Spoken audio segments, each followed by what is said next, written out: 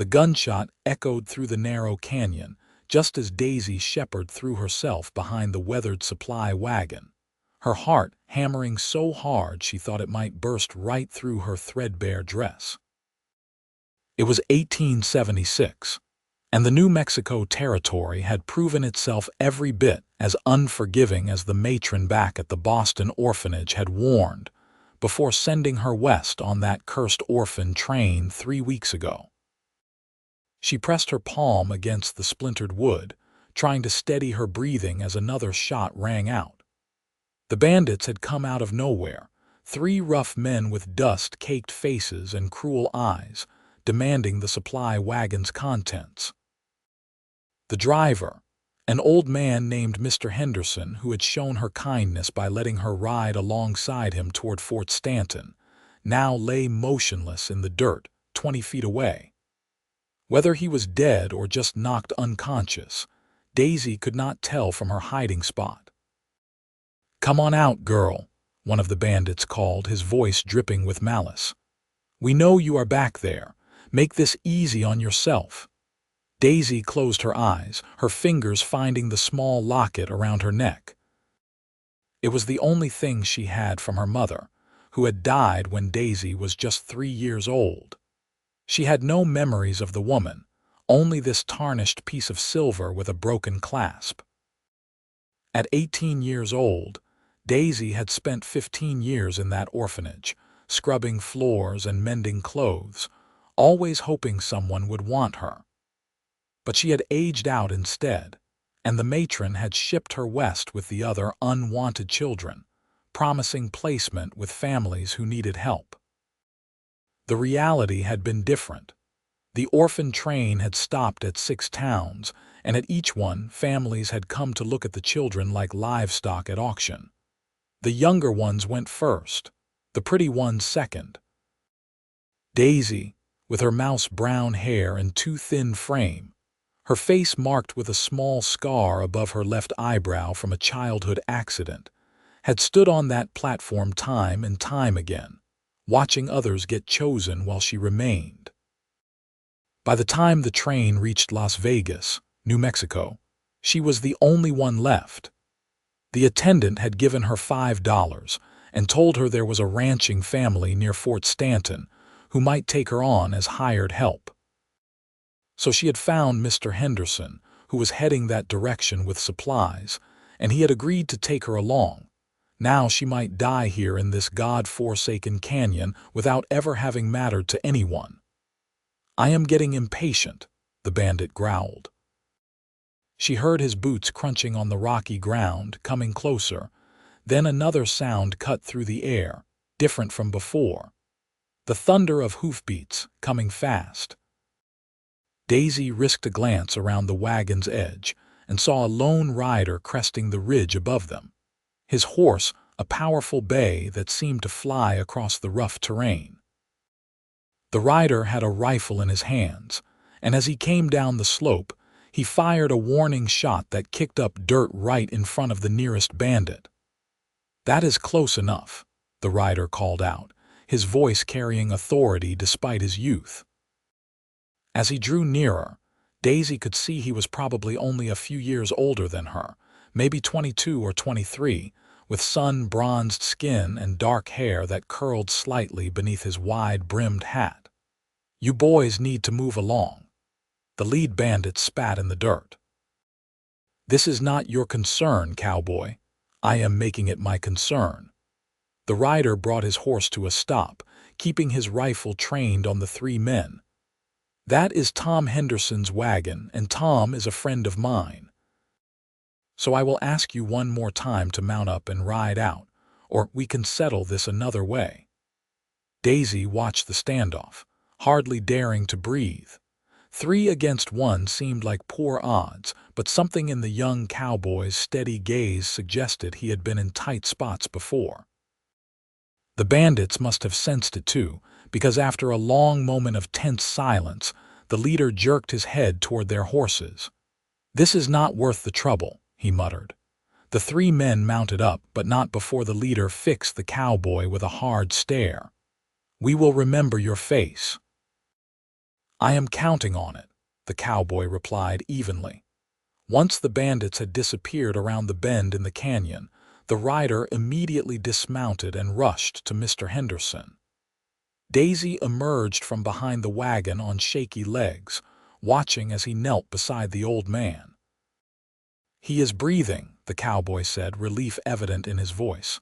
"Looks like they just knocked him cold. Tom, can you hear me?" He gently patted the old man's weathered cheek. Mr. Henderson groaned and his eyes fluttered open. "Wade, that you, boy?" "Yes, sir, it is me. Wade Miller." "Just lie still a moment."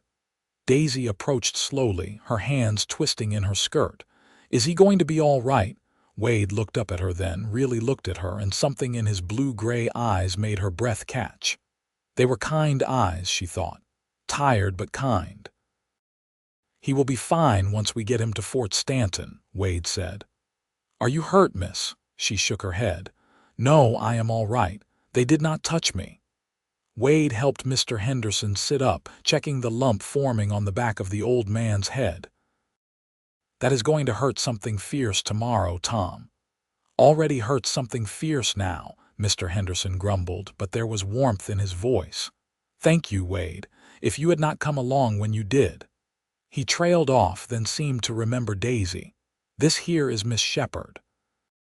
She was on that Orphan train, heading to Fort Stanton looking for work. Wade stood, dusting off his worn denim pants. He was tall, Daisy noticed, with broad shoulders that spoke of hard work and a lean strength.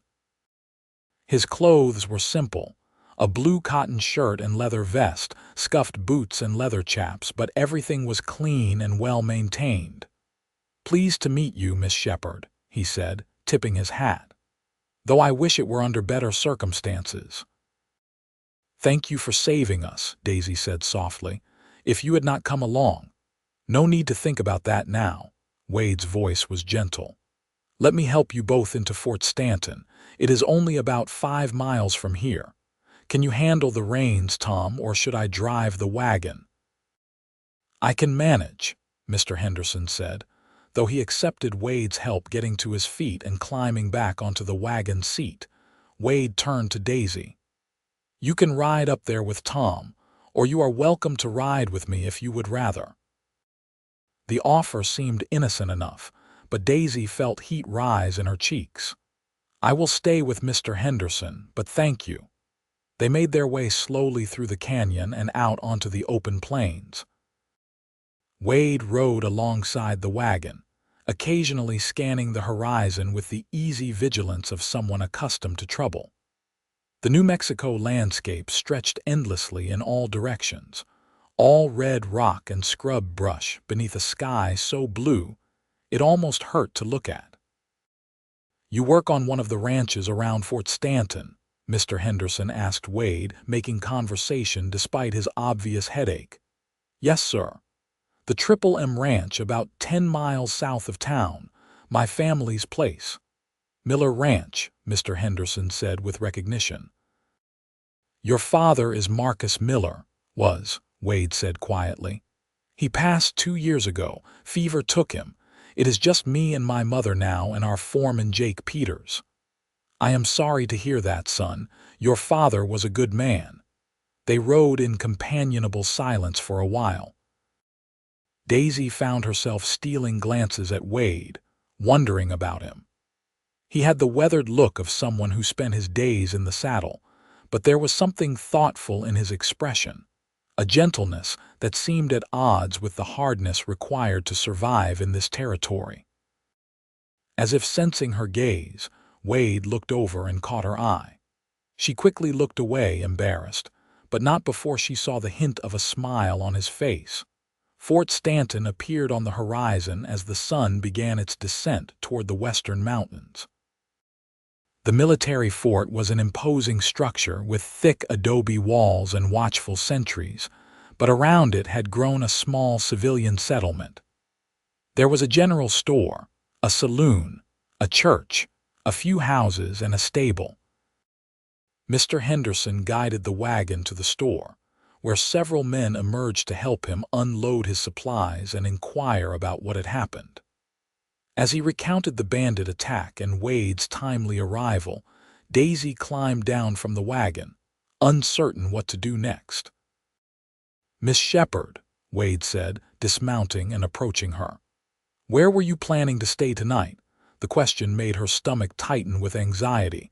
She had $5 to her name and no idea what lodging might cost. "I was told to ask for the Hanson family," she said. "They have a ranch east of here and we're looking for help." Wade's expression grew troubled. "I know the Hansons.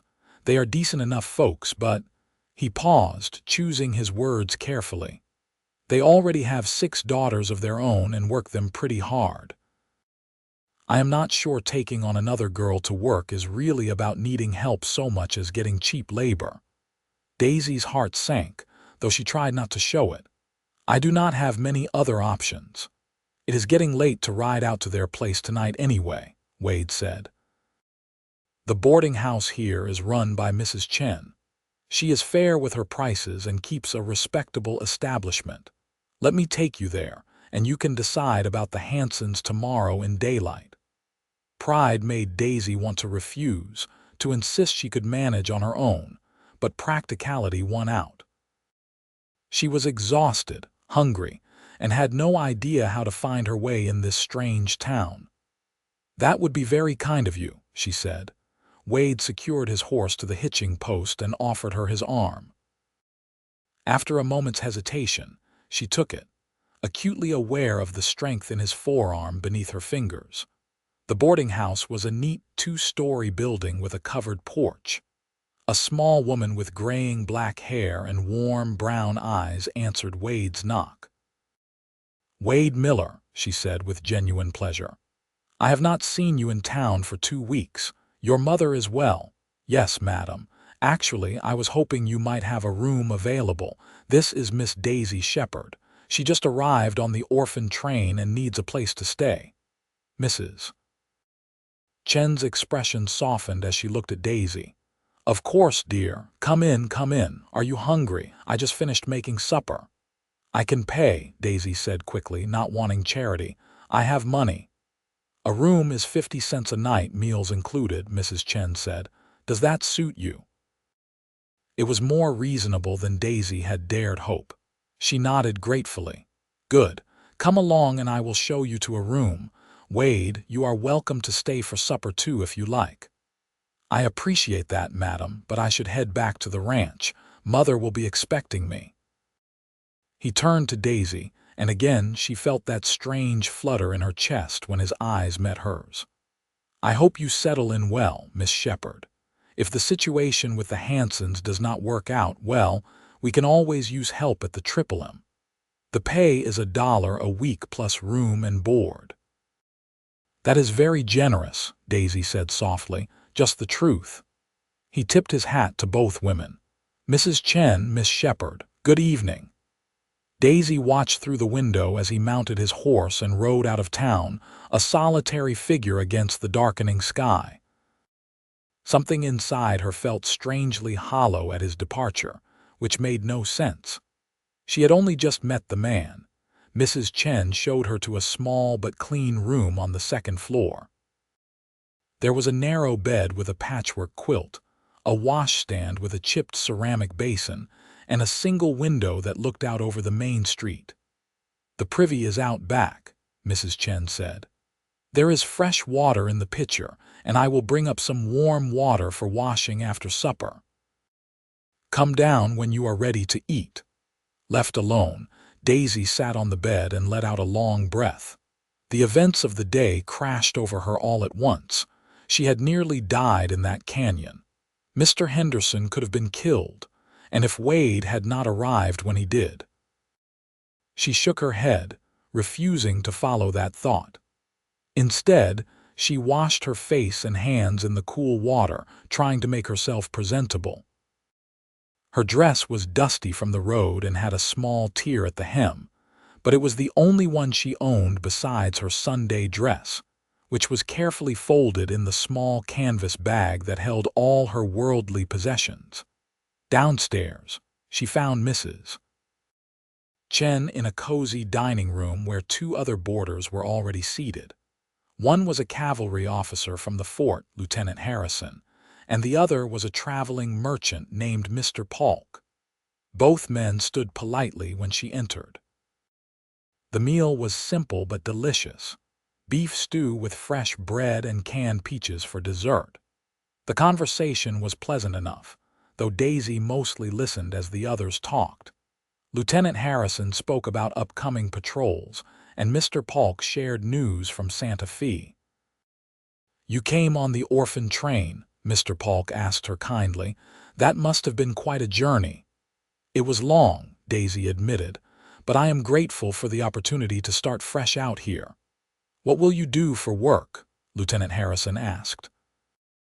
"I was told about a family named Hanson who might need help." Mr. Polk and Lieutenant Harrison exchanged a look that made Daisy's stomach clench. "What is it?" she asked. "Nothing bad," Mr. Polk said quickly. "The Hansons are honest folk. Just know that they will expect long hours for little pay. That is all."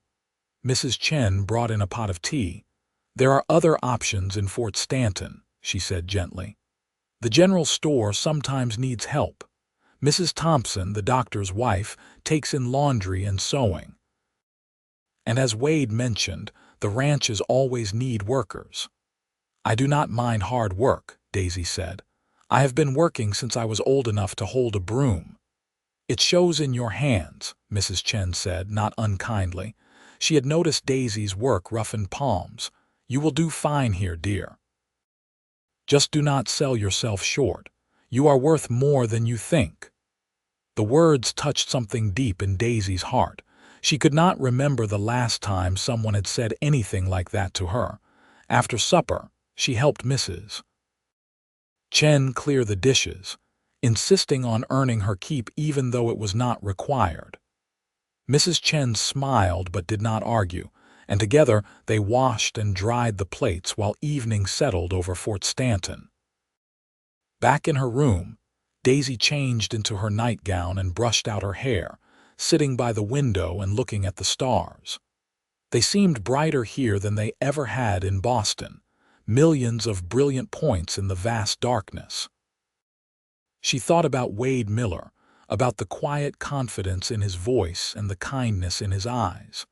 She thought about his offer of work at his family's ranch. $1 a week was good money, more than the Hansons would likely pay.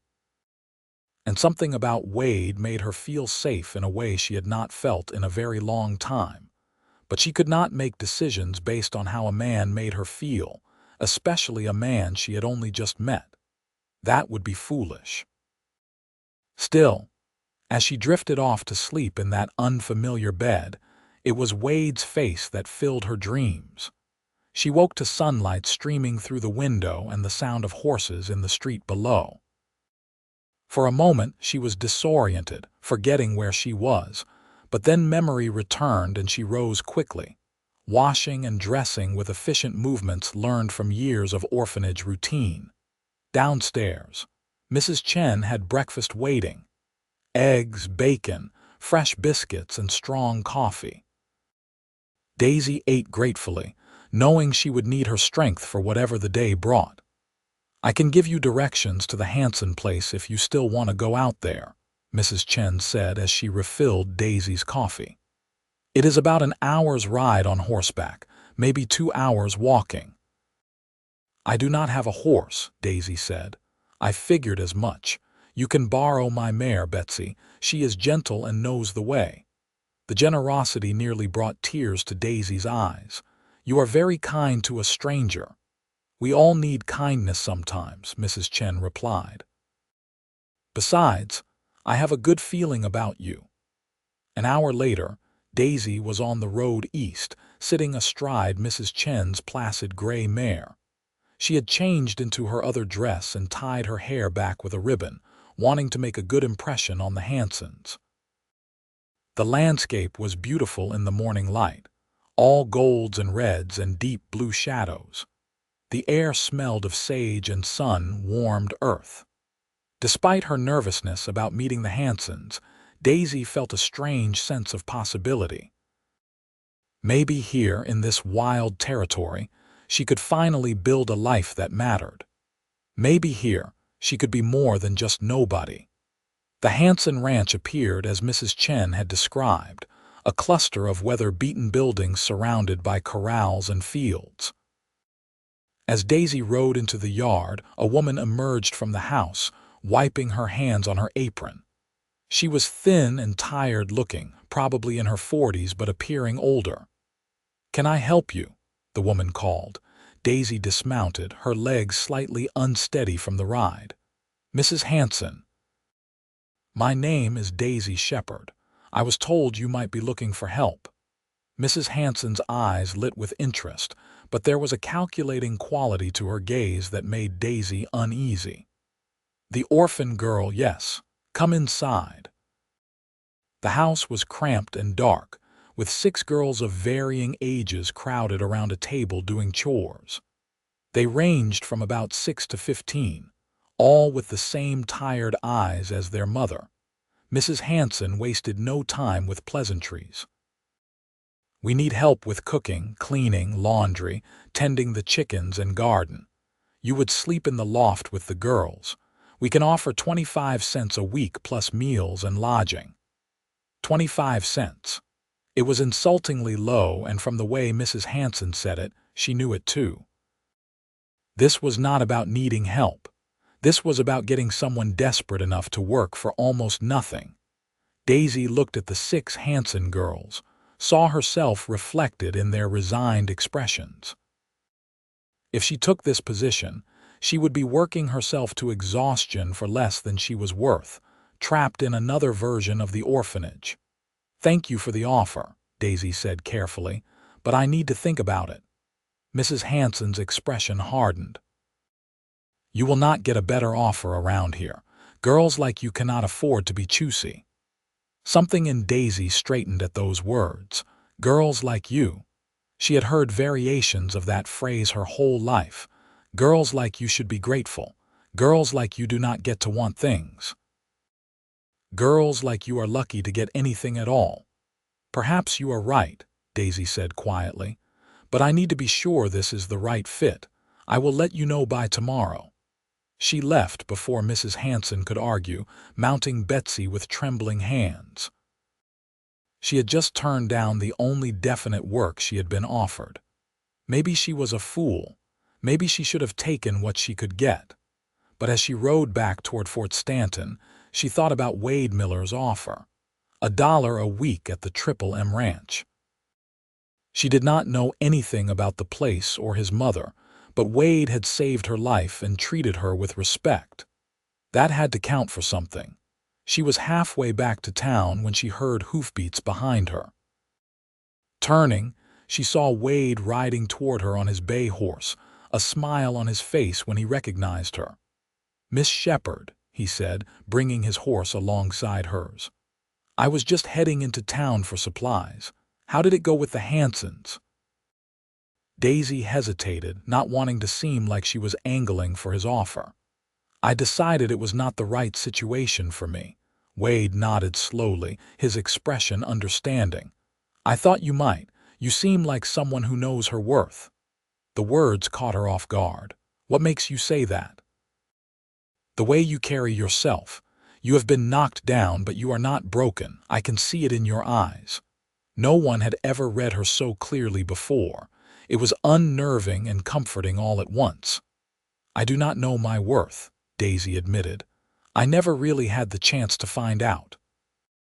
"Then maybe it is time you did." Wade's horse shifted beneath him, and he steadied it with a gentle hand.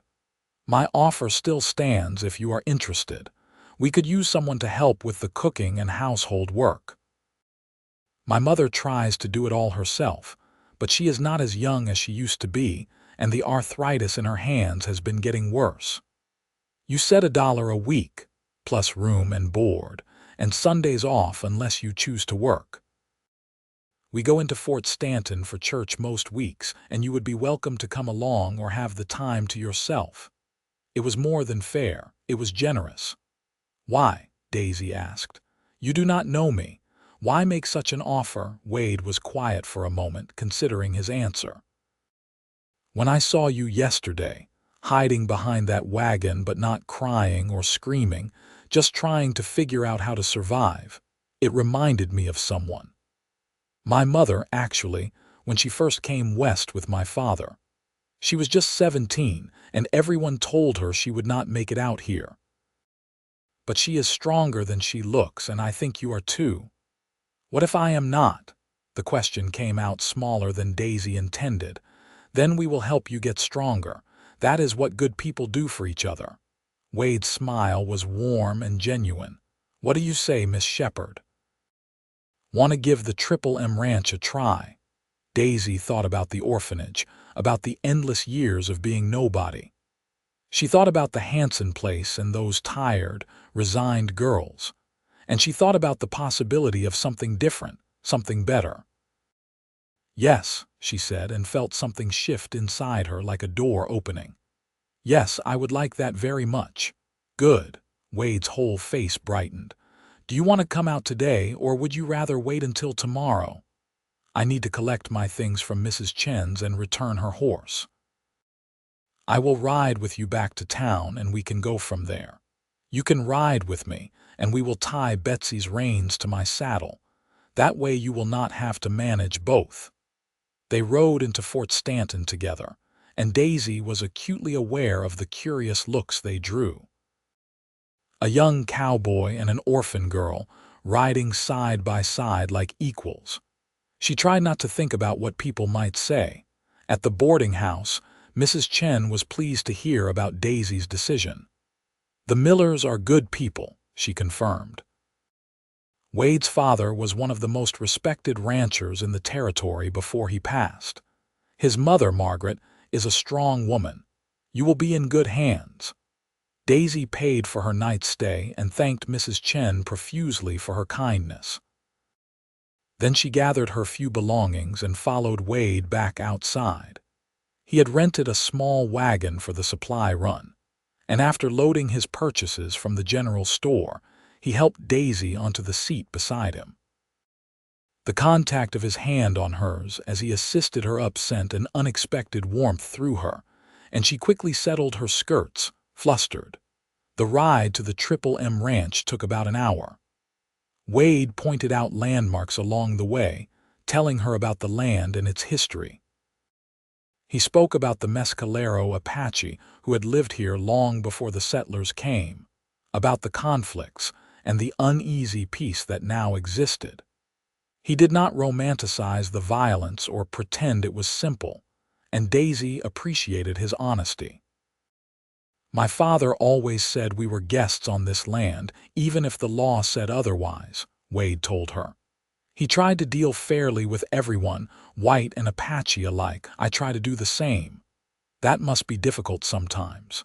It is, Wade admitted, but doing the right thing usually is. The Triple M Ranch appeared in the distance, nestled in a valley with a small river running through it. The house was adobe and timber, sprawling but well-maintained. There were several outbuildings, a large barn, extensive corrals, and cattle grazing in the near pasture. It is beautiful, Daisy breathed. My father built most of it with his own hands, Wade said with quiet pride. The land is not as rich as some, but we make do. We run about 300 head of cattle plus some horses. A woman emerged from the house as they pulled up, shading her eyes against the afternoon sun. She was in her early 40s, Daisy guessed, with silver threading through her dark hair and lines of both laughter and sorrow etched around her eyes and mouth. Wade, you are back, she called, then noticed Daisy and her expression became curious. Wade jumped down and helped Daisy from the wagon. Mother, this is Miss Daisy Shepherd. I have hired her to help around the house, if that is all right with you. Margaret Miller's eyebrows rose. You hired her? Yes, madam. She was on the orphan train and was about to take a position with the Hansons for terrible wages. I thought we could use the help, and she deserves better than they were offering. Margaret studied Daisy for a long moment, and Daisy fought the urge to fidget under that keen gaze. She had the feeling this woman missed very little. Finally, Margaret smiled. "Well, if my son thinks you are a good fit, then I am inclined to agree. Welcome to the Triple M, Miss Shepherd. I am Margaret Miller. Please call me Daisy, madam, and thank you for having me. Let me show you to your room, and then we can discuss your duties over supper. Wade, would you bring her bag?" The house was spacious inside, with thick walls that kept out the heat and wide windows that let in the light. Margaret led Daisy to a room off the kitchen, small but private, with a real bed and a chest of drawers and a window overlooking the river. "This was our hired man's room before Jake built himself a cabin near the barn," Margaret explained. "It is not fancy, but it is yours." "It is perfect," Daisy said honestly. She had never had a room of her own before. "Good. Settle in and come to the kitchen when you are ready. We will talk about everything over coffee." Left alone, Daisy set her bag on the bed and looked around the room that would be hers. The walls were whitewashed and clean, with a simple crucifix hanging above the bed and a braided rug on the floor. Through the window, she could see the cottonwoods lining the river, their leaves rustling in the breeze. She had been in New Mexico for less than 24 hours, and already her life had changed completely. Yesterday she had been nobody, just another orphan with no prospects. Now she had a job, a room, and people who seemed genuinely glad to have her. It felt too good to be true, which made her nervous. In her experience, when things seemed too good to be true, they usually were. But maybe, just maybe, this time would be different. She unpacked her few belongings, hanging her 2 dresses in the small wardrobe and placing her hairbrush and the photograph of her mother on the chest of drawers. Then she went to find Margaret. The kitchen was large and clearly the heart of the home. Margaret had coffee brewing and was slicing bread when Daisy entered. "Sit down, dear," Margaret said, gesturing to the table. "Let us talk about what needs doing around here." Over coffee and fresh bread with butter, Margaret outlined the household routine. Cooking breakfast for Wade, herself, and Jake the foreman. Cleaning the house, though she admitted it was larger than they really needed. Laundry once a week. Tending the vegetable garden. Preserving food for winter. Occasional help with ranch tasks during busy seasons like branding or roundup. "It is a lot of work," Margaret said honestly, "but I will help you learn, and Wade is always willing to pitch in when he can. We are not slave drivers here, Daisy. We believe in fair work for fair pay." "$1 a week is more than fair," Daisy said. "It is what you are worth. Do not let anyone tell you different." Margaret's eyes were kind but fierce. "Wade told me a bit about your situation. I know what it is like to be young and alone, to have people treat you like you are worth less because of circumstances beyond your control. You are not nobody, Daisy Shepherd. You are somebody, and do not forget it." The words hit Daisy like a physical blow, tears springing to her eyes before she could stop them. "I am sorry," she said, mortified, trying to wipe them away. "Do not apologize for having feelings," Margaret said gently. She reached across the table and squeezed Daisy's hand. "You have been through something difficult, I imagine. It is all right to acknowledge that." Daisy nodded, not trusting herself to speak. "Now," Margaret said, releasing her hand and standing, "let me show you around properly, and then we can start supper. Wade will be hungry after his ride, and Jake will be coming in soon too." The rest of the afternoon passed in a blur of activity. Margaret showed Daisy the spring house where they kept things cool, the smokehouse, the root cellar, the chicken coop, and the extensive garden. She explained their routines and rhythms, her expectations and her flexibility. By the time they were making supper, beef and potatoes and green beans from the garden, Daisy felt like her head was spinning with information. But it was good information, useful things she could learn and master.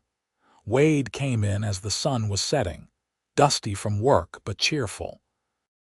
He washed up at the pump outside and came to the kitchen smelling of soap and leather. "Something smells good," he said. "Do not get used to it," Margaret teased. "Daisy made the biscuits and they look far better than mine ever do." Daisy felt heat rise in her cheeks at the praise. "I made a lot of biscuits at the orphanage. I have had plenty of practice." Jake Peters joined them shortly after, a weathered man in his 50s with a gray beard and kind eyes. He was respectful to Daisy, welcoming her without being overfamiliar, and she liked him immediately. Supper was a lively affair, with conversation flowing easily. Wade and Jake discussed the ranch work, planning the next day's tasks. Margaret asked Daisy about her journey west, and Daisy found herself sharing more than she had intended, about the orphanage and the train and the families who had not chosen her. "Their loss," Wade said firmly. "You seem like good people to me." "You barely know me," Daisy protested. "I know enough. You did not panic in a crisis yesterday. You stood up to Mrs. Hanson today when she tried to cheat you, and you make excellent biscuits. That is plenty." Everyone laughed, and Daisy felt something warm unfurl in her chest. Acceptance, maybe, or the beginning of it. After supper, Wade and Jake returned to the barn to check on a mare who was close to foaling. Daisy helped Margaret clean up the kitchen, falling into an easy rhythm with the older woman. "My son likes you," Margaret said casually as they washed dishes. Daisy nearly dropped the plate she was holding. "I am sure he is just being kind. Wade is always kind, but this is different. I can see it in how he looks at you." "We only just met yesterday," Daisy said, flustered. "Sometimes that is all it takes." Margaret's voice was soft with memory. "I met Wade's father on a Tuesday and knew by Friday I would marry him. Everyone said we were crazy, but we had 30 good years together before the fever took him. I do not regret a single day." "I am not looking for a husband," Daisy said quickly. "I just want to work and earn my keep and figure out who I am without everyone telling me." "Good," Margaret said approvingly. "A woman should know herself first, but keep your heart open, Daisy. You never know what life might bring." That night, lying in her new bed and listening to the unfamiliar sounds of the ranch, Daisy thought about Margaret's words. Keep your heart open. It was terrifying advice. She had kept her heart locked away for so long, protecting it from disappointment and rejection. The idea of opening it, of letting someone in, seemed impossibly risky. But then she thought about Wade's steady gaze, his quiet strength, the way he had called her someone instead of nobody. And she wondered if maybe, just maybe, the risk might be worth it. The next weeks fell into a comfortable pattern.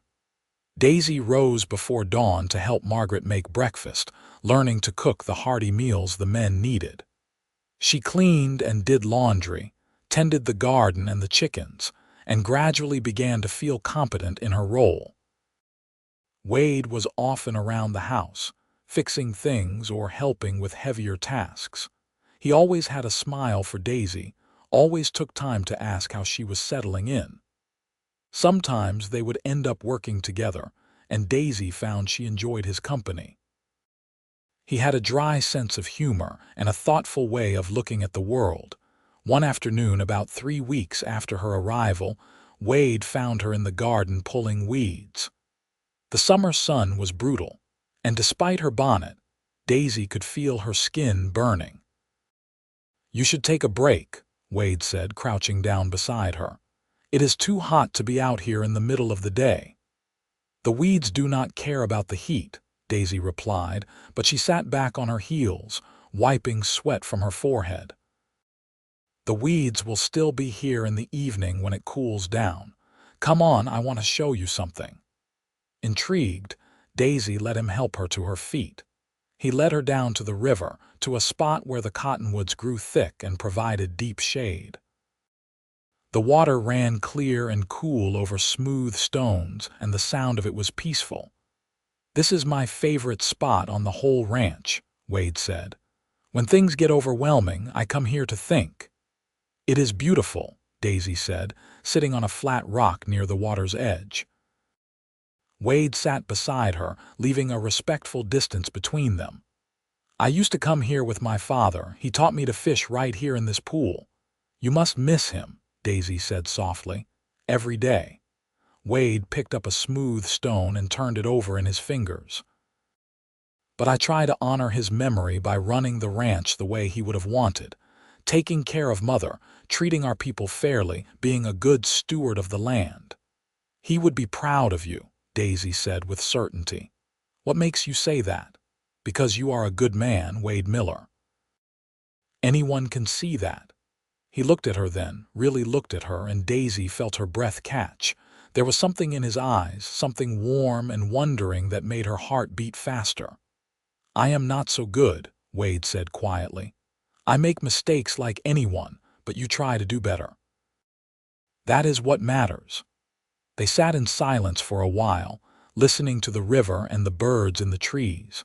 It was a comfortable silence, the kind Daisy had never experienced with another person before. Usually silence made her nervous, made her feel like she needed to fill it with chatter or work. But with Wade she could just be. "Can I ask you something?" Wade said eventually. "Of course." "What do you want, Daisy? Not what you think you should want or what others expect. What do you really want for your life?" No one had ever asked her that before. Daisy had to think about it, really think. "I want to matter," she said finally. "I want to be more than just someone who existed. I want to have people who care about me and people I care about. I want to wake up in the morning and feel like my life has purpose and meaning." "That is not too much to want," Wade said. "In fact, I think you already have some of it. You matter here, Daisy, to Mother, to me. You have made a difference in just the few weeks you have been here." "How?" she asked, genuinely curious. Mother smiles more. "The house feels warmer, more like a home again instead of just a place we sleep. And you make me want to be better, to live up to the way you see me." His words stirred something deep in Daisy's heart. She looked at Wade, at his honest face and kind eyes, and felt the walls she had built around herself begin to crack. "You see me too," she said softly. "Not as an orphan or a charity case or cheap labor. You see me as a person. Do you know how rare that is? It should not be rare. It should be how everyone is treated. But it is not. So thank you, Wade, for seeing me." He reached out slowly, giving her time to pull away if she wanted, and took her hand in his. His palm was calloused from work, warm and strong. "I see you, Daisy Shepherd," he said. "And what I see is remarkable." Daisy's eyes filled with tears, but this time she did not apologize for them. She just held Wade's hand and let herself feel seen and valued and, for the first time in her life, truly cherished. They walked back to the house together as the afternoon heat began to ease. Margaret saw them coming and smiled knowingly but said nothing, for which Daisy was grateful.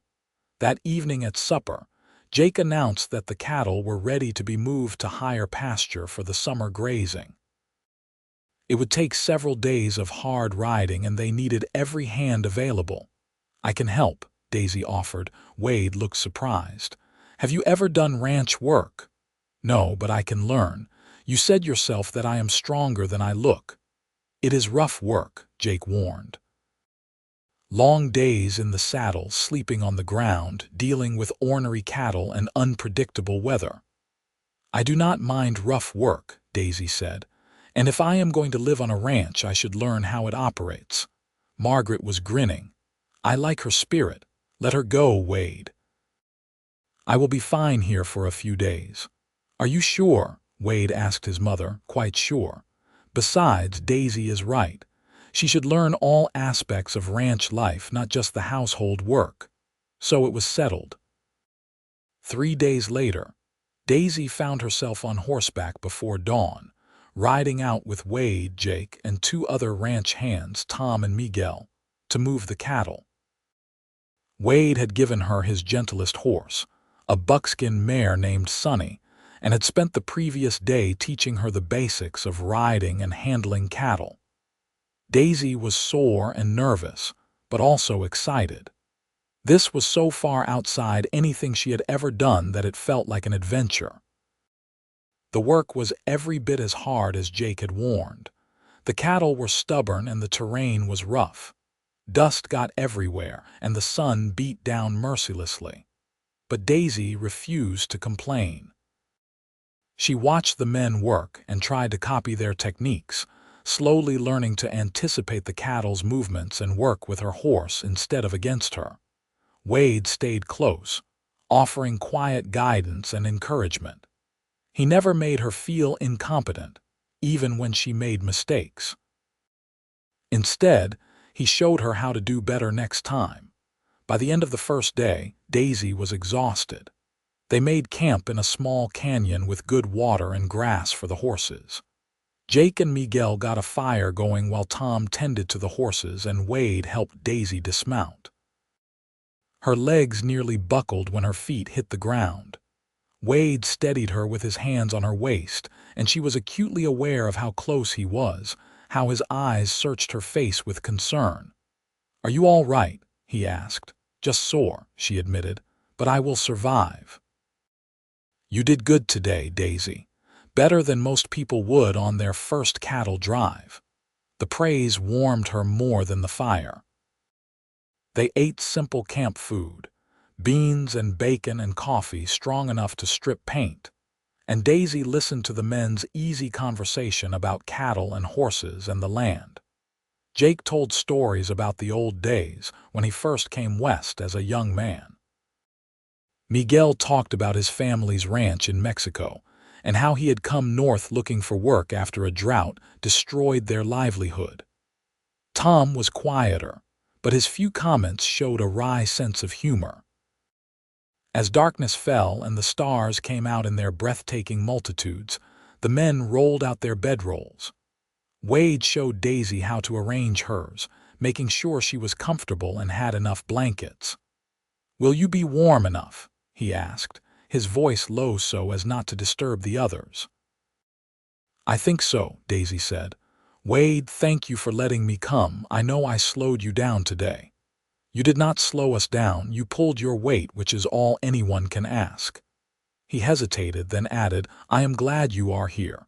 It feels right somehow." Before Daisy could respond, he had moved away to his own bedroll on the other side of the fire. She lay down and stared up at the stars, thinking about his words. It feels right. She felt it too, this sense of rightness when she was near him. She was falling in love with Wade Miller. The realization should have terrified her, but instead it felt inevitable, like water flowing downhill. She could not have stopped it if she tried. The next day was harder than the first. Daisy's muscles screamed in protest every time she moved, and there were moments when she wondered what had possessed her to volunteer for this. But she gritted her teeth and kept going, refusing to be the weak link. By the third day, something had shifted. Her body was adapting to the work, and her skills were improving. She successfully turned back a stray heifer without help, and Jake gave her an approving nod. "You are a natural," he told her. "Most city folk cannot hack it, but you have got grit." The compliment meant more than he could know. Daisy had spent her whole life being told she was not good enough, smart enough, pretty enough. To be recognized for her strength and capability was a revelation.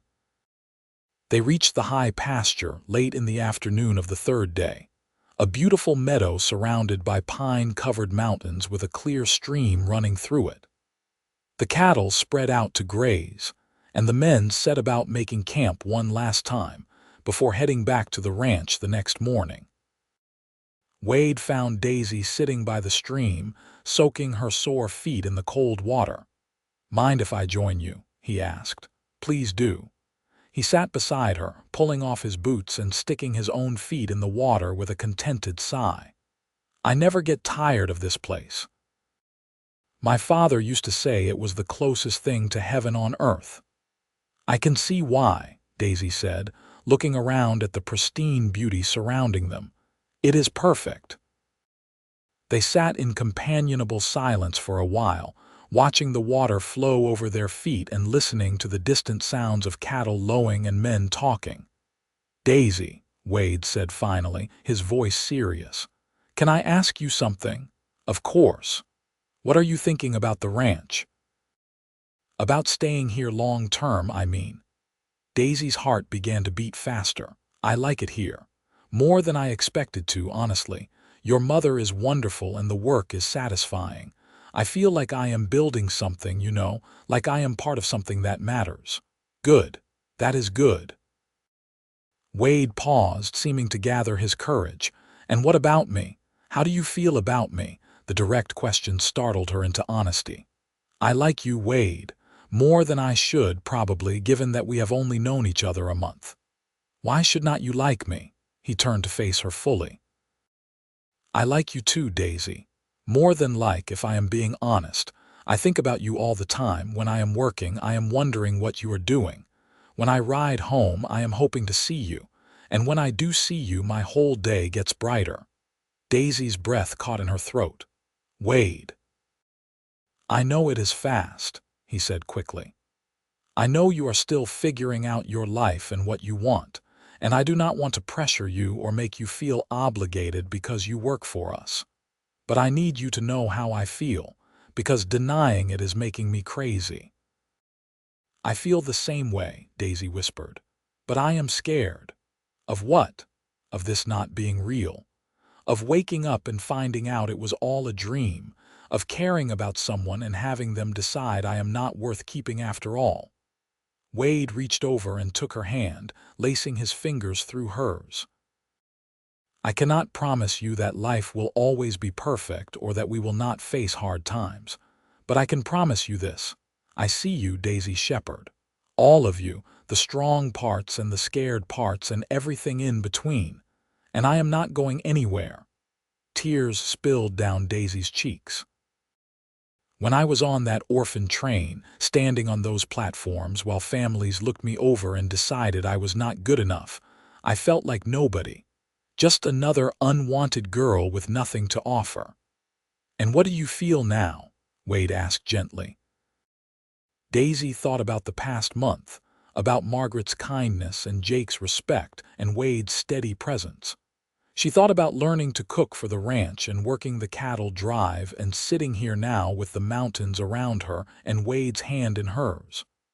"I feel like somebody," she said. "Like I matter, like I have worth." "You do," Wade said fiercely.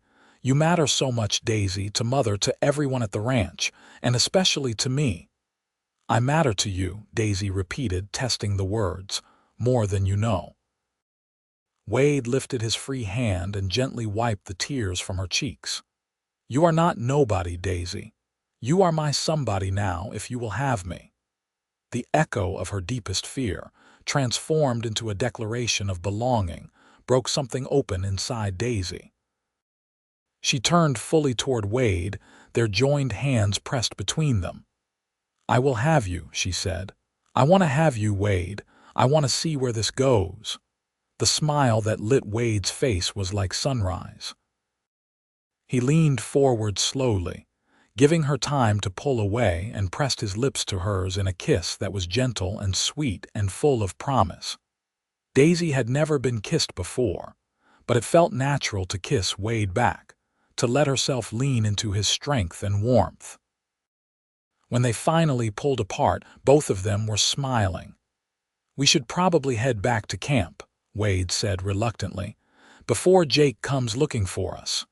"Probably," Daisy agreed, but neither of them moved. They sat there as the sun set behind the mountains, painting the sky in shades of gold and rose and purple. And for the first time in her life, Daisy felt completely, perfectly at peace. The ride back to the Triple M the next day seemed shorter than the journey out had been. Daisy rode beside Wade, and though they did not speak much, the silence was comfortable and full of unspoken understanding. Jake gave them knowing looks but said nothing, and Daisy appreciated his discretion. Margaret was waiting on the porch when they arrived home. She took one look at Daisy and Wade and her face broke into a wide smile. "Well," she said as they dismounted, "I see the cattle drive went well." "The cattle are settled in the high pasture," Wade reported, trying and failing to keep the grin off his face. And Daisy proved herself quite the ranch hand. "I am sure she did." Margaret's eyes twinkled. "Come inside, both of you. I have stew waiting, and you both look like you could use a good meal and a bath." Over supper, Daisy recounted the cattle drive, describing the work and the landscape and her growing confidence. Margaret listened with genuine interest, asking questions and offering praise. "I am proud of you," Margaret told Daisy. Not many young women would have the courage to try something so far outside their experience. "I had a good teacher," Daisy said, smiling at Wade. After the meal, Wade asked to speak with his mother privately. Daisy excused herself, going to her room to finally wash the trail dust from her hair and skin. She had just finished braiding her damp hair when Margaret knocked on her door. "May I come in?" the older woman asked. "Of course." Margaret settled into the chair by the window, her expression thoughtful. "Wade told me that you and he have developed feelings for each other." Daisy felt heat rise in her cheeks. "Yes, madam. I hope that is all right. I know I work for you, and if it is inappropriate—" "Inappropriate?" Margaret laughed. "Daisy, I have been hoping this would happen since Wade brought you home. You are good for him and he for you." "Really? Really? But I want to make sure you understand what you are considering. Ranch life is hard, especially for women. The isolation, the work, the dangers. It is not a romantic adventure, though it has its moments. It is daily, grinding effort to survive and thrive." "I know," Daisy said. "Or at least, I am beginning to understand, but I would rather have a hard life that means something than an easy life where I am just existing." Margaret nodded approvingly. "That is the right attitude, and Wade is a good man like his father before him. He will treat you well and work beside you, not above you. But relationships take effort too, Daisy. Love is not just a feeling. It is a choice you make every day, even on the days when it is hard." "Did you make that choice with Wade's father?" Daisy asked. "Every single day for 30 years, Margaret said softly. "And I would do it all again in a heartbeat. Even knowing how it would end, I would choose him every time." "That is beautiful," Daisy whispered. "It is also true. Love is worth the risk, Daisy. Do not let fear keep you from it." Over the following weeks, Daisy and Wade's relationship deepened. They stole moments together whenever they could, walking by the river in the evenings or sitting on the porch after supper. Wade told her about his dreams for the ranch, his plans to expand their herd and maybe try breeding some of the new Hereford cattle everyone was talking about. Daisy shared her own tentative dreams about maybe learning to read better and write well enough to keep the ranch books someday. "You want to learn bookkeeping?" Wade asked, surprised but pleased. "I can read a little," Daisy admitted. "The orphanage taught us basics. But I was never very good at it, and I always wanted to be better, to understand numbers and records and business." "I can teach you," Wade offered. "I am no scholar, but I keep the ranch accounts. We could work on it together in the evenings." So they began spending time after supper bent over the ranch ledgers, Wade patiently explaining entries and calculations while Daisy absorbed everything like a sponge. She had a quick mind for numbers, it turned out, and a natural understanding of the ranch's economics. "You are better at this than I am," Wade marveled one evening, watching her work through a complicated feed cost calculation. "I like making sense of things," Daisy said, "finding patterns and understanding how everything fits together." Margaret, watching from her rocking chair, smiled to herself. The girl was thriving, growing more confident and capable every day. And Wade was happier than he had been since his father died. his laughter coming more easily and his eyes brighter. August gave way to September, and the weather began to cool.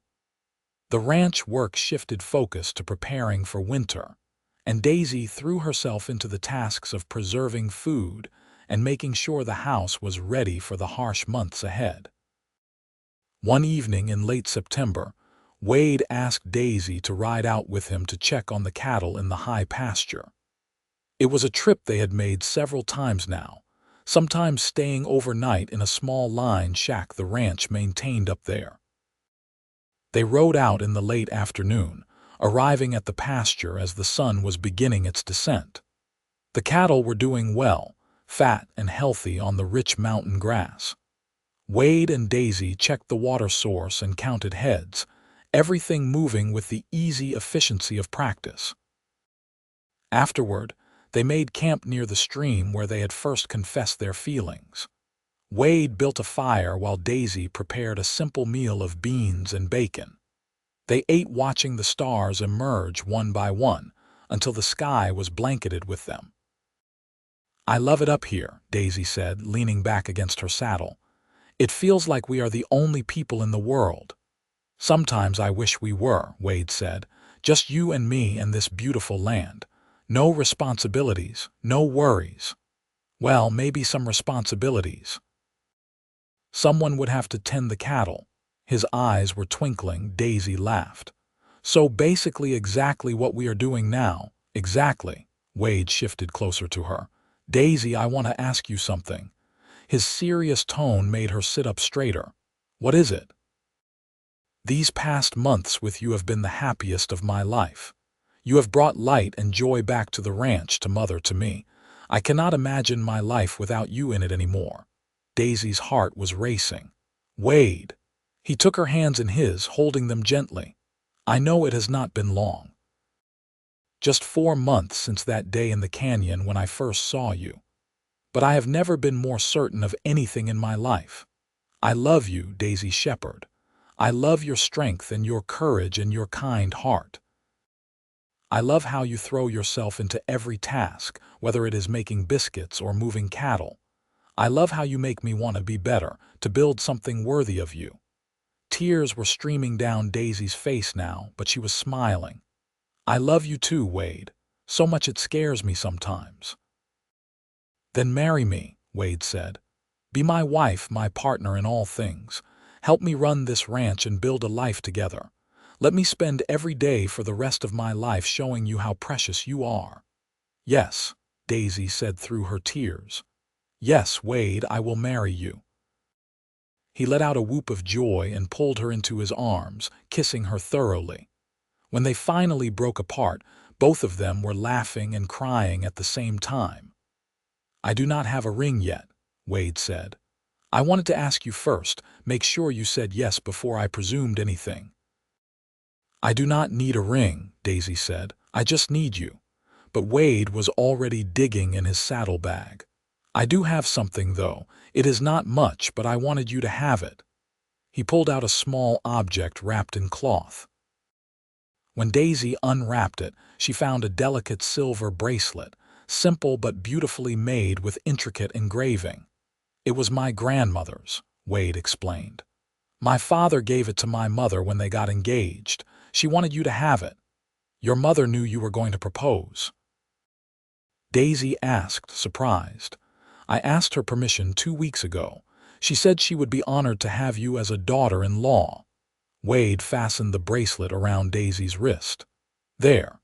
Now you have something to mark the occasion until I can get you a proper ring." Daisy held up her wrist, watching the firelight dance on the silver. "It is perfect. All of this is perfect." They sat by the fire late into the night, making plans for the future.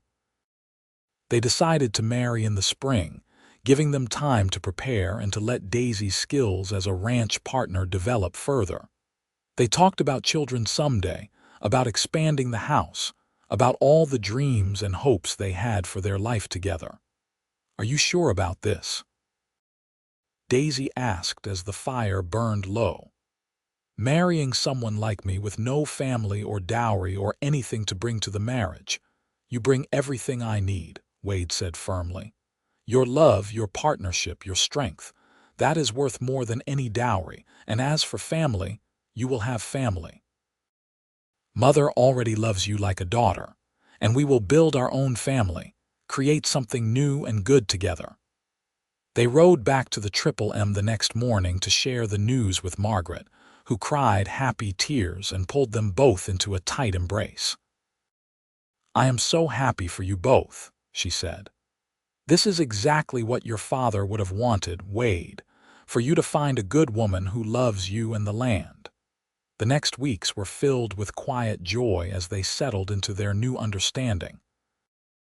Daisy continued her work on the ranch, but now it was with the knowledge that this was truly her home, not just a place she worked.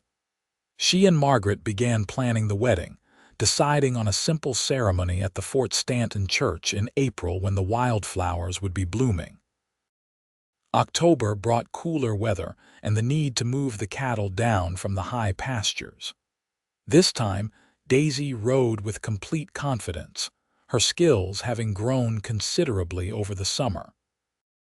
Jake complimented her horsemanship, and even the usually taciturn Tom cracked a smile at how well she handled a particularly ornery steer. One evening after supper, Wade presented Daisy with a simple gold ring, just a plain band that had belonged to his grandmother.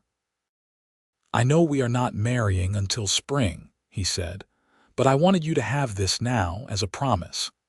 Daisy slipped the ring onto her finger, marveling at how right it felt there. "I will treasure it always." The winter months were hard, as Margaret had warned they would be. There were blizzards that kept them housebound for days, freezing temperatures that meant constant vigilance to keep the livestock alive, and the grinding monotony of shortened days and long, dark nights. But there was also beauty. Nights spent by the fire with Wade reading aloud while Daisy mended clothes. Margaret teaching her to knit and sharing stories of her own early days on the ranch. The three of them working together to keep everything running, building the kind of family bond Daisy had always dreamed of. Christmas was a revelation for Daisy, who had never experienced the holiday in a real home. Margaret and Wade made it special, decorating the house with pine boughs and holly, cooking a feast, and giving each other small handmade gifts. Wade gave Daisy a beautifully carved wooden box for her treasures, and she gave him a new shirt she had sewn in secret during the evenings. Margaret gave them both her blessing and tears of happiness. As winter slowly gave way to spring, the wedding preparations intensified. Mrs. Chen helped Daisy make a simple but lovely dress of pale blue cotton. Margaret contributed lace from her own wedding dress for the collar and cuffs. Wade and Jake repaired and painted the house, wanting everything to look its best for when Daisy officially became Mrs. Miller. The wedding was set for the third Saturday in April, a bright spring day when the meadows were carpeted with wildflowers and the sky was impossibly blue. Nearly everyone from Fort Stanton and the surrounding ranches came to witness the ceremony, the small church packed to capacity. Daisy stood at the back of the church, her hand on Margaret's arm, looking down the aisle to where Wade waited with the minister. He looked impossibly handsome in his best suit, his eyes fixed on her with such love that it took her breath away. "Are you ready?" Margaret whispered. "I have been ready my whole life," Daisy whispered back. "I just did not know it until I met Wade." They walked down the aisle together, Margaret giving Daisy away with tears streaming down her face. When Wade took Daisy's hand, his grip was warm and steady, grounding her in the moment. The ceremony was simple and beautiful. They exchanged vows in clear voices, Wade promising to love and cherish Daisy all his days, and Daisy promising the same to him. When the minister pronounced them husband and wife and Wade kissed her, the church erupted in applause and cheers. The celebration afterward was held at the Triple M, with tables set up in the yard and food enough to feed an army. There was music and dancing, laughter and joy. Daisy danced with Wade, with Jake, with Lieutenant Harrison from the fort, with Mr. Polk the traveling merchant. But it was Wade she came back to again and again, his arms the ones that felt like home. As the sun set and the party began to wind down, Wade and Daisy slipped away to the house.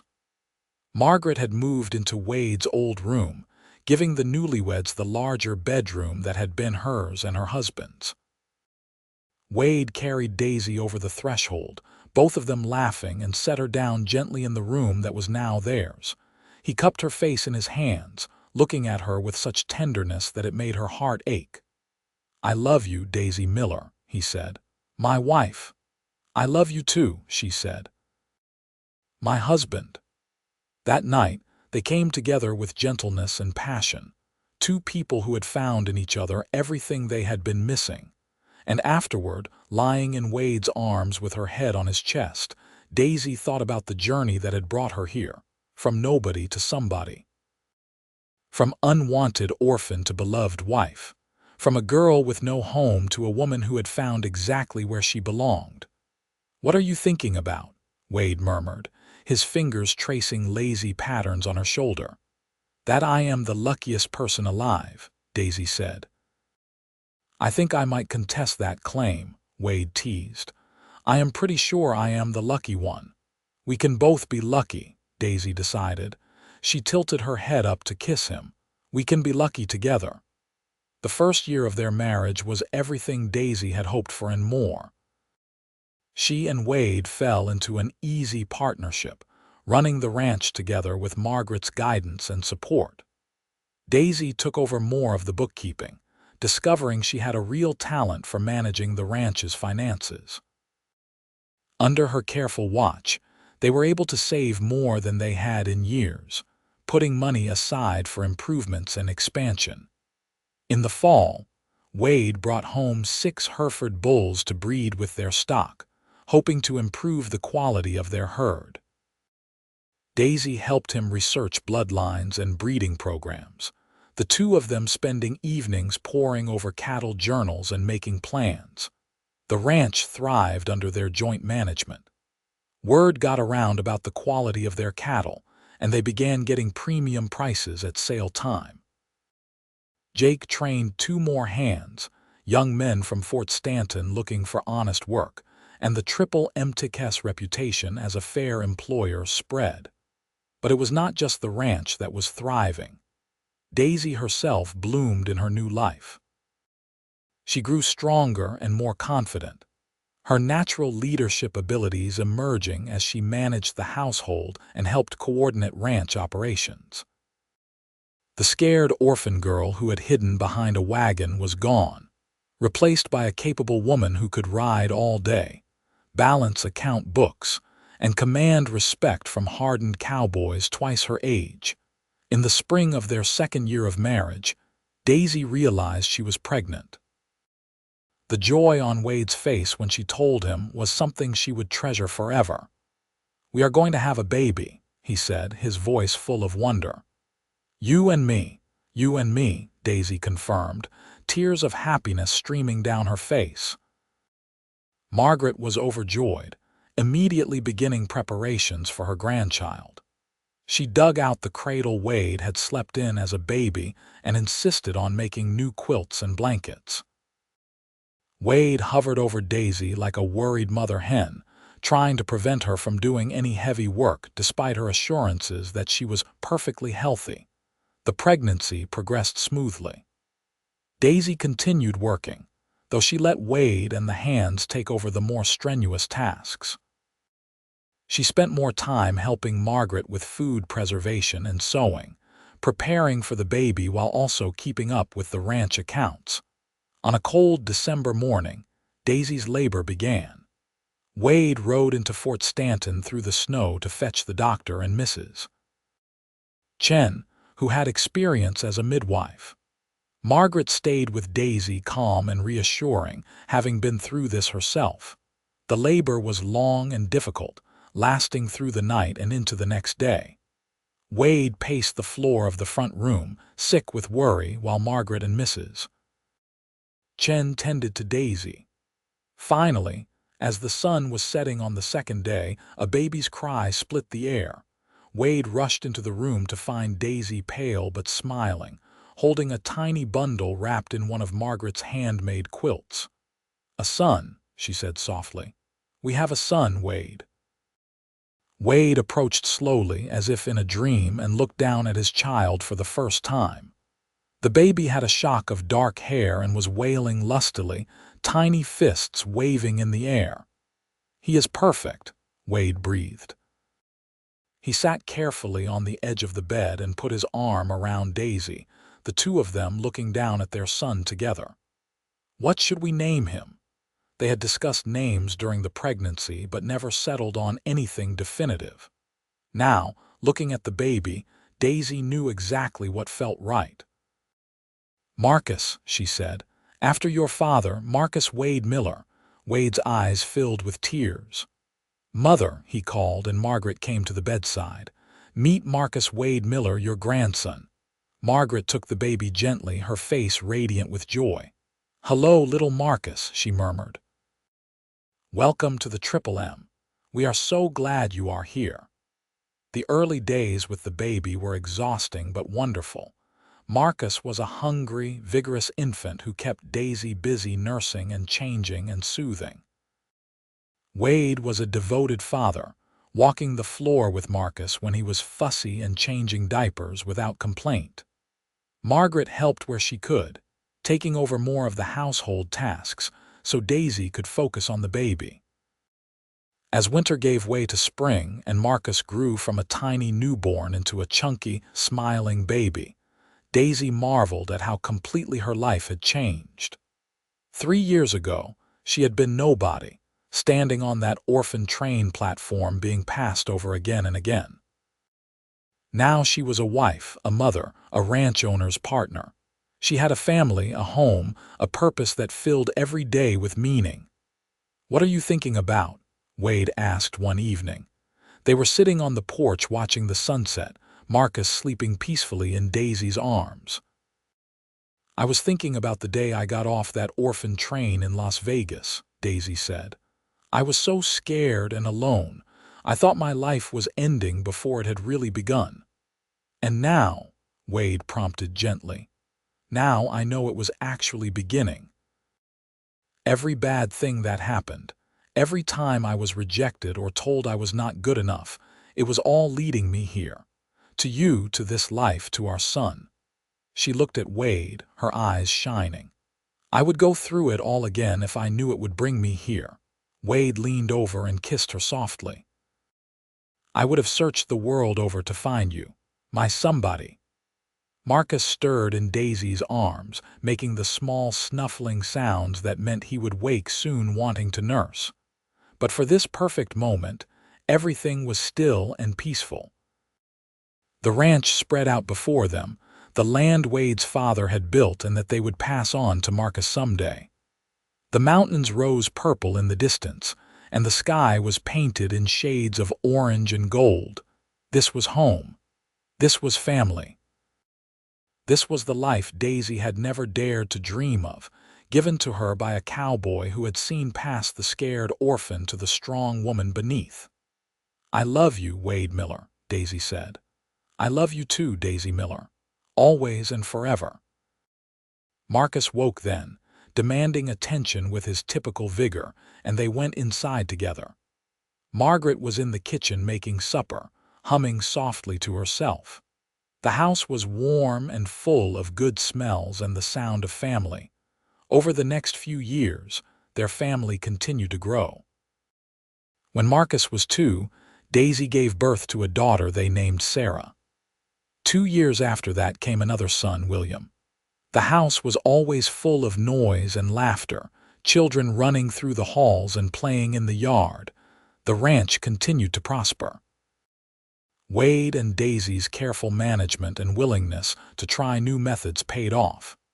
They expanded their herd, improved their breeding stock, and built a reputation for quality cattle. They hired more hands and built additional outbuildings.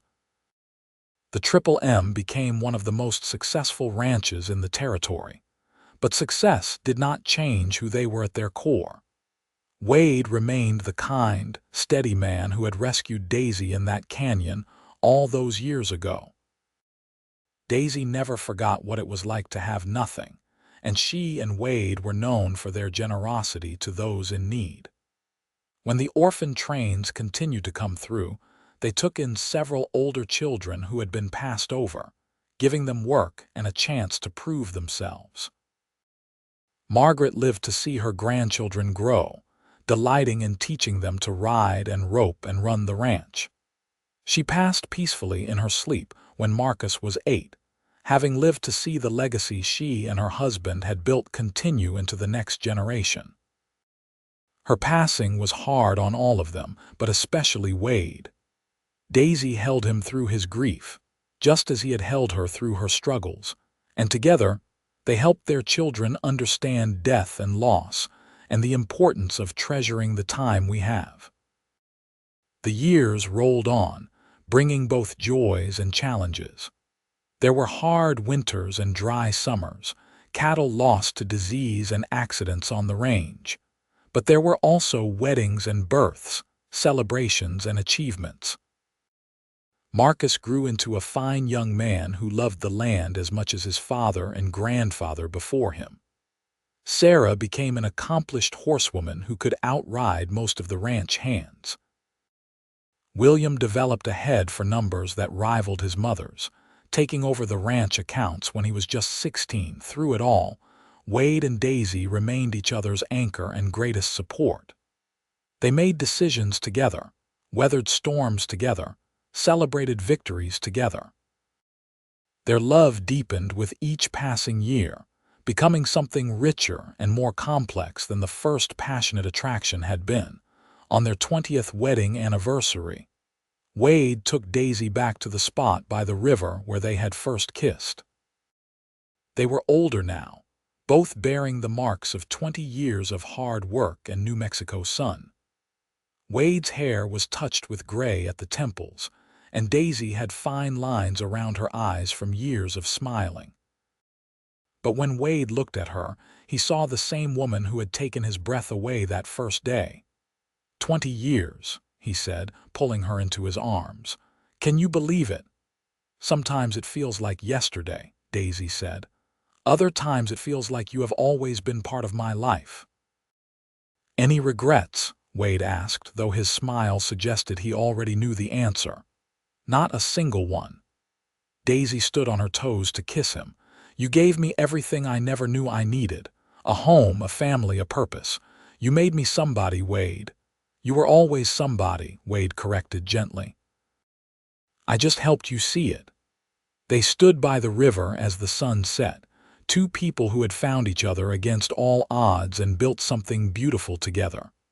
The Triple M spread out around them, a testament to their hard work and partnership. In the house, their children were preparing the anniversary dinner they had insisted on making. At the barn, the hands were finishing up the day's work on a ranch that had grown far beyond what Marcus Miller Sr. could have imagined. But the real legacy was not the land or the cattle or the success. It was the family they had created, the love they had nurtured, the example they had set of what partnership and mutual respect looked like. Daisy thought back to that terrified girl on the orphan train, convinced she would never matter to anyone. If she could go back and tell that girl what was waiting for her in New Mexico, what would she say? That love is worth the risk. That home is not a place, but the people who see you and choose you every single day. That being somebody is not about what others think of you, but about knowing your own worth and living with purpose and courage. That sometimes the worst moments of your life are actually doors opening to the best ones. What are you thinking about? Wade asked, because even after 20 years he could still read her moods. That I am grateful, Daisy said simply, for all of it. The hard parts and the beautiful parts and everything in between, because it all led me here to this moment with you.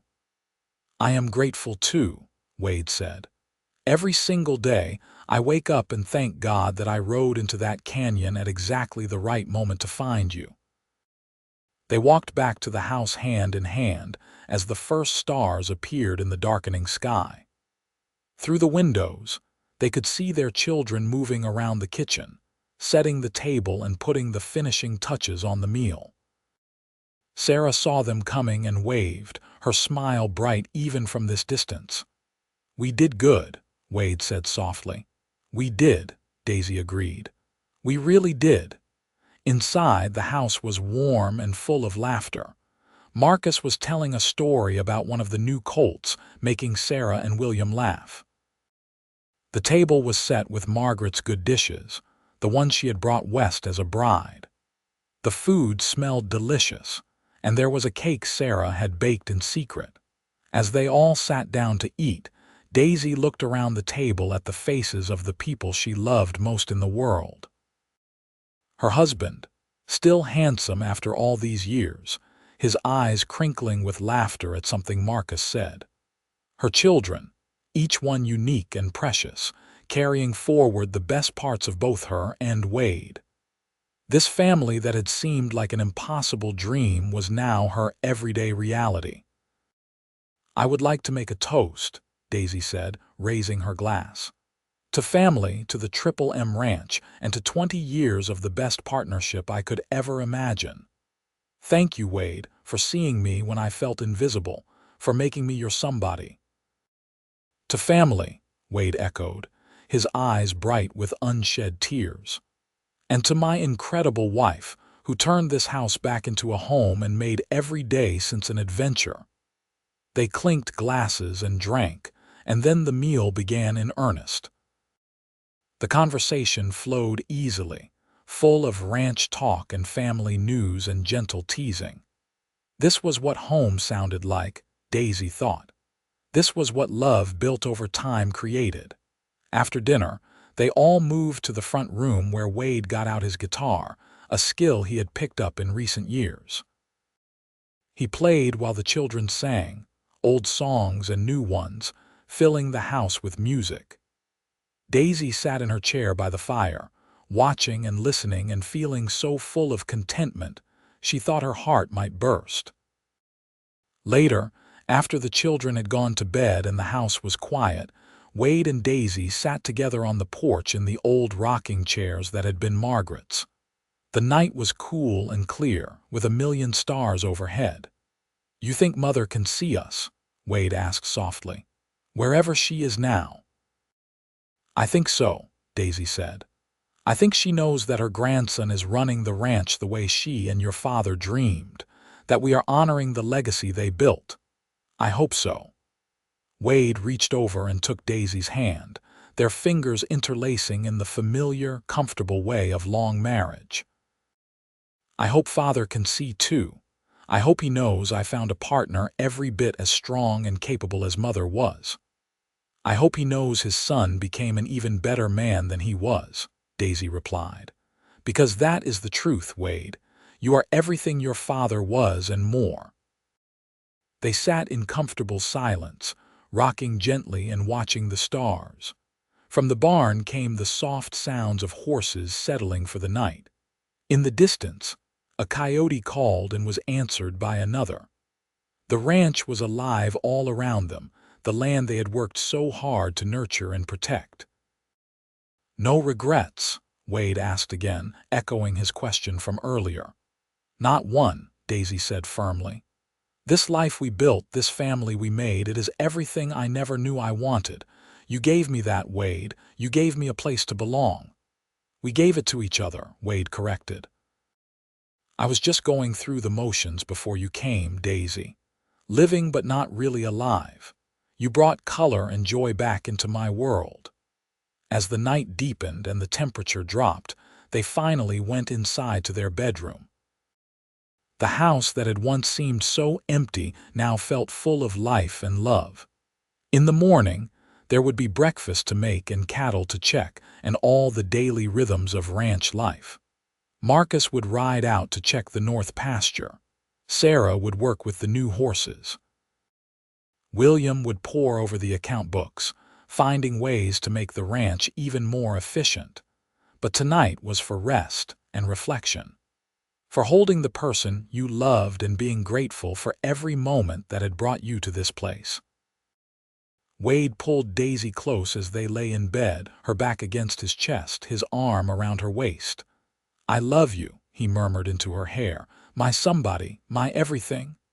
"I love you too," Daisy whispered. "Always and forever." She closed her eyes, safe and warm and home, and let sleep take her. Her last thought before drifting off was one of profound gratitude. For the Orphan train that had brought her west. For Mr. Henderson, who had given her a ride. For the bandits whose attack had brought Wade into her life. For every moment of fear and uncertainty that had led her to this perfect peace. She had been nobody, and Wade had made her somebody. But the truth was deeper than that. She had always been somebody, had always had worth and value. Wade had just been the first person to really see it, to call it forth and give it space to grow. And in loving him, in building this life with him, she had become fully herself. Not somebody's orphan or somebody's burden or somebody's cheap labor. Just Daisy Miller, wife and mother and ranch partner. A woman who knew her worth and lived with purpose. A woman who was, finally and completely, home. The years continued to pass in the comfortable rhythm of ranch life. Marcus married a local girl named Emma, daughter of one of the neighboring ranchers, and they built a house on the far edge of the Triple M property. When their first child was born, a daughter they named Margaret after her great-grandmother, Daisy and Wade became grandparents themselves. Holding little Margaret for the first time, Daisy was overwhelmed by the circle of life completing itself. From orphan to wife to mother to grandmother, each role building on the one before. This tiny baby represented the future of the Triple M, the continuation of everything Wade's parents had started and she and Wade had built upon. Sarah surprised everyone by falling in love with a cavalry officer stationed at Fort Stanton. Lieutenant James Harrison was a good man, respectful and honorable, and when he asked for Sarah's hand, Wade gave his blessing despite his reluctance to see his daughter move to Fort Bliss in Texas, where James was being transferred. But Sarah promised to visit often, and she was so clearly happy that Wade could not hold her back. William showed no interest in marriage, being too absorbed in running the ranch. He had a genius for the business side of things, expanding their operations and finding new markets for their cattle. Under his management, the Triple M became one of the largest and most successful ranches in all of New Mexico territory. Wade and Daisy stepped back gradually from the day-to-day operations, letting Marcus and William take over while they enjoyed a slower pace. They still helped where they could, but more often they were found sitting on the porch watching their grandchildren play or taking leisurely rides around the property. On Daisy's 50th birthday, Wade organized a surprise celebration. Their children and grandchildren gathered, along with friends from throughout the territory. Even Sarah made the long trip from Texas with her husband and 3 children. The house was filled to bursting with people and laughter and love. As the party wound down and the last guests departed, Daisy stood in the doorway of the home she had made, watching the sun set over the ranch she had helped build. Wade came up behind her and wrapped his arms around her waist, resting his chin on her shoulder. "Happy birthday, my love," he said. "Thank you for this," Daisy replied, leaning back against him. "For all of it, the party, the life, everything. Thank you for saying yes all those years ago, for taking a chance on a cowboy who fell in love at first sight." Daisy turned in his arms to face him. "Did you fall in love at first sight?" "Absolutely," Wade said without hesitation. "I saw you hiding behind that wagon, scared but brave, and something in my heart said her. I did not understand it then, but I knew. You were my somebody from that very first moment." "I love you, Wade Miller," Daisy said, her eyes bright with tears. "After all these years, after everything we have been through, I love you more than ever. And I love you, Daisy Miller, my wife, my partner, my best friend. You made my life complete." They kissed as the sun painted the sky in brilliant colors. Two people who had found each other against all odds and built something that would outlast them both. The Triple M would continue, passed down through the generations they had created. But more than the land or the success, they were leaving behind a legacy of love, of partnership, of seeing and valuing each other every single day. As darkness fell and the stars emerged, Wade and Daisy went inside hand in hand. The house was quiet now after the chaos of the party, but it still held the warmth of family. In the morning, their children and grandchildren would begin arriving for breakfast, filling the house with noise and life again. But tonight belonged to just the two of them, to remembering their journey and celebrating how far they had come, to being grateful for every moment they had been given together. Daisy had been nobody, the orphan girl nobody wanted, but Wade had seen her, really seen her, and said, "You are my somebody now." And in that moment, everything had changed. She was his somebody, and he was hers, and together they were everything.